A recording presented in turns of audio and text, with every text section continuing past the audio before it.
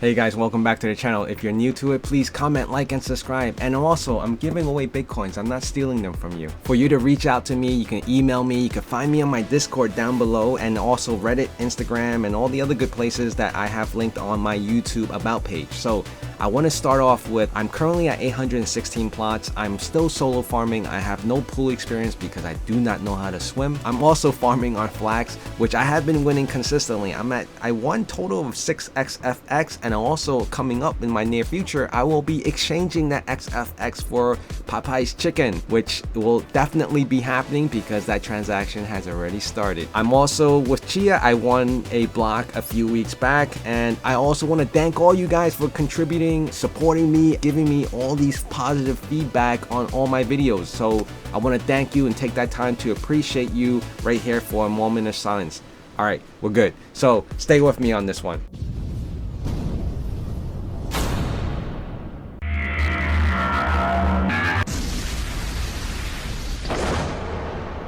Alright guys, I want to point out this article that I read on Yahoo Finance, and obviously I found it on other medias as well. It's $3.6 billion in Bitcoin disappearing with the Africrypt founders. Africrypt founders are two brothers of East Indian descent, but their nationality is South African. So I just want to point out something really interesting right there, because when I first read the article and I'm thinking, you know, if they're from Africrypt and they're two brothers with nationalities of African, I'm instantly thinking like, okay, these guys are African, but you know, their history is not really that. But so you have to take that in consideration. And what I want to get into this article is that people in China get a lot of bad rap for Bitcoin and the whole crypto space. But what we have to understand also is that anywhere in the world, even in the United States, there's a lot of different people, different nationalities that reside there. So even, let's just say for instance, in China, there are a lot of Europeans, there are a lot of Middle Eastern, and there's a lot of Americans residing in China. So if they decided to open up a crypto farm or mining company, it's considered a Chinese company, but it really depends on their nationality, right? That would never be disclosed in the formation of a company. It's just that you started a company in the United States, you're a United States company. If you started a company in China, you're a Chinese company. So that's how we have to look at certain things sometimes. What I wanted to say, that the exchange that these two brothers created was holding $3.6 billion in Bitcoin of other people's money that they cannot retrieve right now. And the reason being is because, one, I wanted to point out that in the article, they said that they were compromised, that they were hacked. But in the back end of it, these two brothers, and maybe the CFO that were involved, these three gentlemen right here, these two brothers are from Africrypt, and you know, they're South African nationalities. They created the whole exchange because they were so involved in crypto mining. They had an attachment and it was a hobby for them. So here they point out the timeline of when they actually started, when they began, and the whole history of their existence. Pretty much like public figures at this point, right? And then for them to go into hiding with that much money, hey, I think money can hide a lot of things. Get back into it. The reason that Africrypt is such a little public attention, which is interesting, but now this is surfacing to all these media, so it's not that little attention anymore. But the reason why it has such a little attention in the beginning was because when they announced that they were compromised, and I'll just go down to this article, which I will link in my descriptions. So right here, they said their clients. So this was an insider notification being sent out to the people who were investing in Africrypt, right? We regret to inform you that due to the recent breach in our system, client accounts, client wallets, and nodes were all compromised. At this point, it is unknown to us the extent of personal client information breached during the attack. Unfortunately, this has forced Africrypt to halt operations. I'll stop right there. And while this was all happening, supposedly on the back end, the Bitcoins that these were holding, what this company was holding, was being transferred and sort of being diluted to the point where there was all these different transactions, which made it harder to track. All right, so they're saying that it's making it harder to track, but not necessarily untrackable. So it can still be tracked, but someone actually has to figure it all out and, like, you know, link every connection that it has happened, if it was even sold off at any point yet. But by that time, these guys might have liquidated a percentage or maybe some of it in order to fund their escape plan. That's the reason why it didn't get so much attention, was because it never got to the point where it was hit with the media.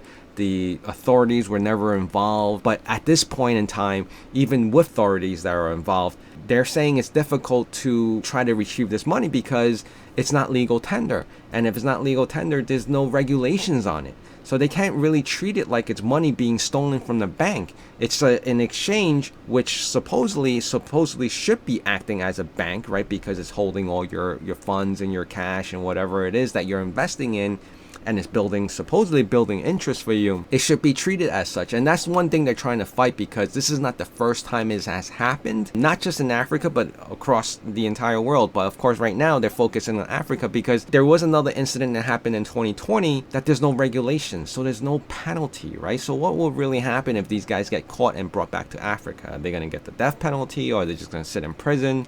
No one knows. And one thing I've also noticed that in this article is that when they started talking about it, is that they had staff members that were working in Africrypt, and they started losing their back end access to certain things where they couldn't control anything anymore. Weeks up to this point where the money was gone and these two brothers were just vanished from thin air. The missing Bitcoin, it was at 3.6 billion at its peak. Currently estimating the money now, because the drop of Bitcoin to 2.4 billion, sitting at 69,000 Bitcoins. So imagine having to transfer 69,000 Bitcoins. Obviously, you cannot do it in one shot. You will have to break up that into segments. But how do you even do that? I get nervous just transferring a coin that has no value, and I'm hoping that, you know, the wallet syncs and receives on the other end, right? So 69,000 tokens, 69,000 Bitcoins is a lot of damn money. That could feed a whole nation. Currently, the authorities are involved and they're trying to see what they can retrieve, but at this point they're saying it's very highly unlikely.